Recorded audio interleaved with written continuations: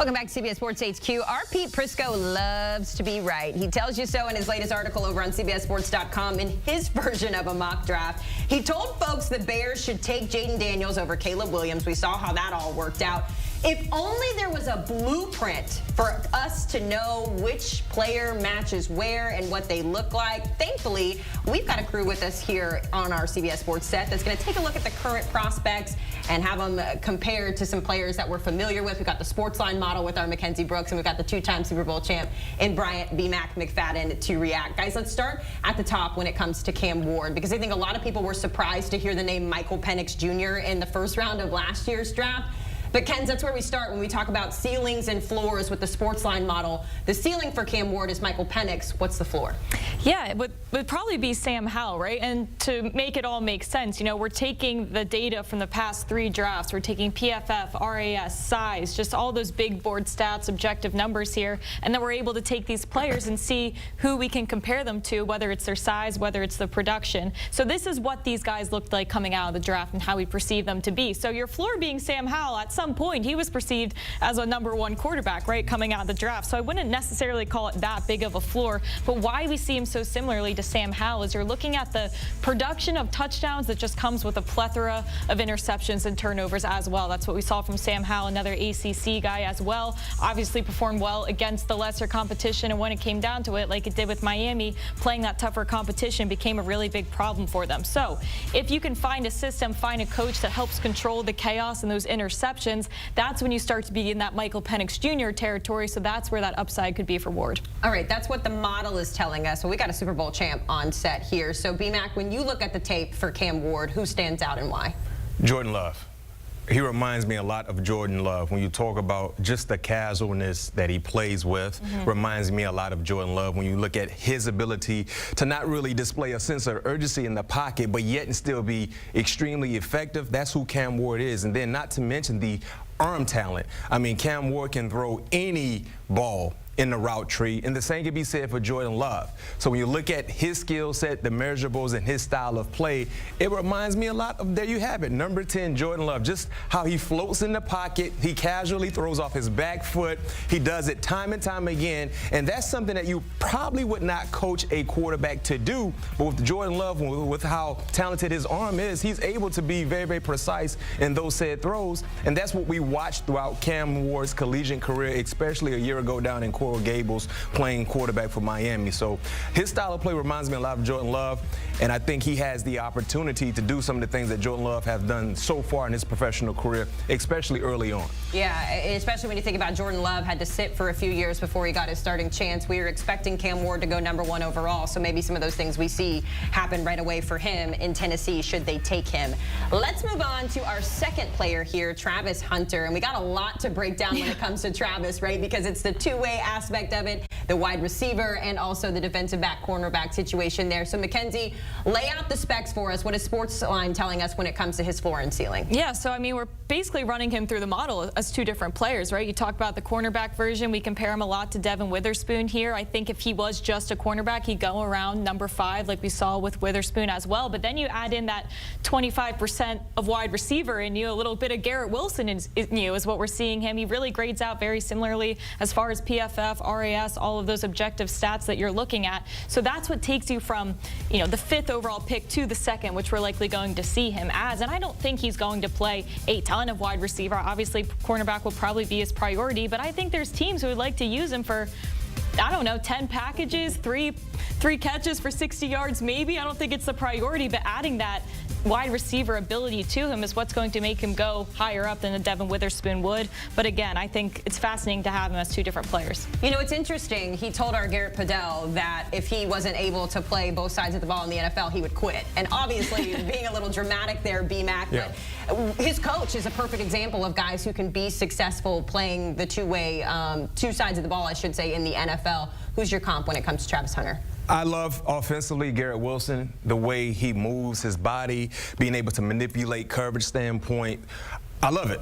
That's dead on. Now, defensively, I'm a Devon Witherspoon fan. I love his game coming out of Illinois. The physical nature in which he plays with is something that we haven't really seen from a lot of cornerbacks. But I side more with Champ Bailey, a former two-way player as well.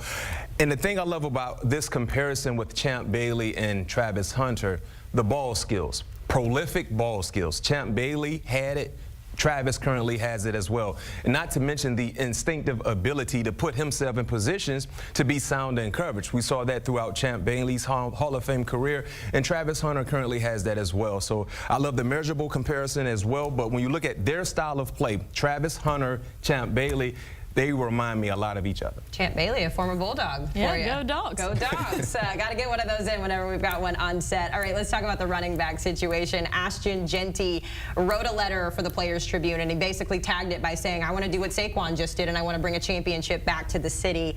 B-Mac, you have a couple of different comparisons for him. Yes. I want to hear that, but first, let's go to the Sportsline model to set things up. This was a really interesting one for us and a bit of a challenge because he is a very unique player in his own. Now, as far as like size and beefiness, I'd go like a Kenny Walker, right? And Kenny Walker is not necessarily a doink because a healthy Kenneth Walker was really awesome, and 41st for a running back when he was drafted, that's also pretty impressive as well. Now, statistically and the ceiling and the receiving game, you can go as high as Bijan Robinson. Now, running back's one of those situations where you're only as good as the system you're put in, right? So going right to Vegas, I'm not necessarily saying he's going to be the highest of his ceiling like a Bijan Robinson, but if he's put in a solid system with a solid offensive line, we could see him do some really, big damage here in the league. So again, Kenny would be quote unquote the floor.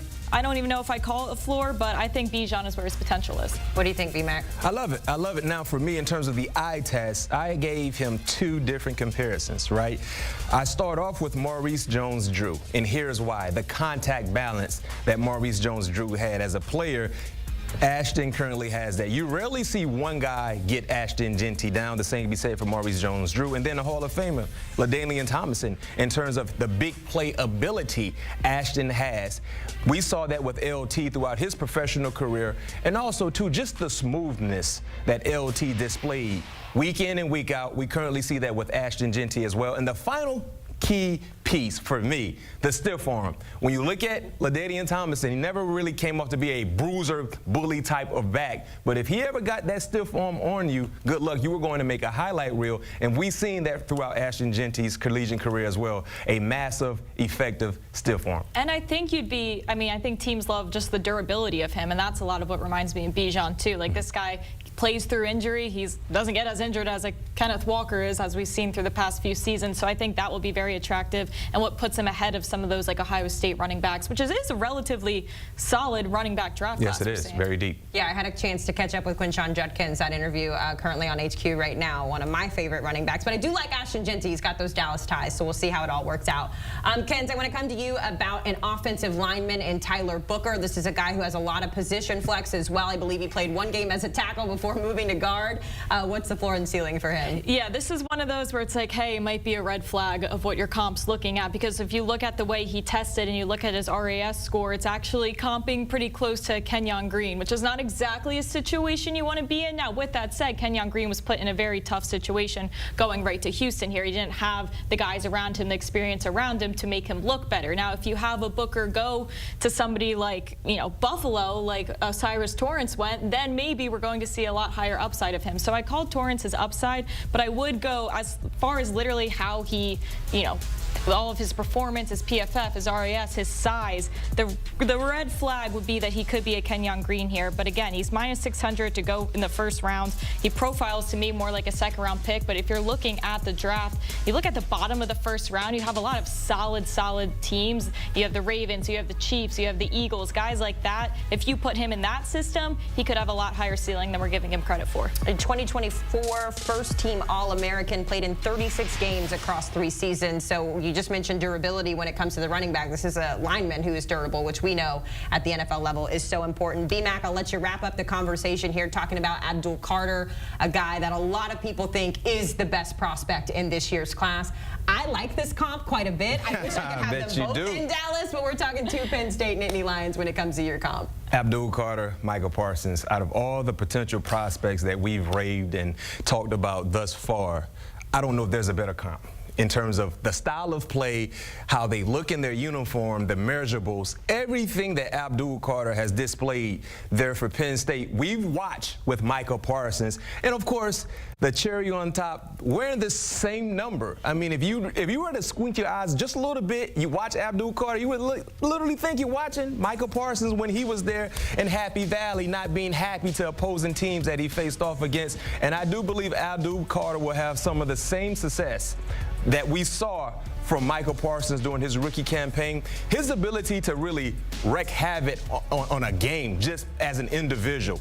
That's what he brings to the table. We saw that with Micah Parsons there, and we're seeing it now with Micah Parsons currently in Dallas. So this is ideal right here. It's almost like they're football twins. They play so much alike. They look alike in their uniform. The athleticism is there. And like I said, their ability to put pressure on opposing quarterbacks has been well documented. He took to his social media platform, which he often does, Micah Parsons, of course, and he wrote a message that said, quote, "It's only right the NFL lets me and Abdul play together." So, Jerry, you know what you got to do at number 12. Won't happen.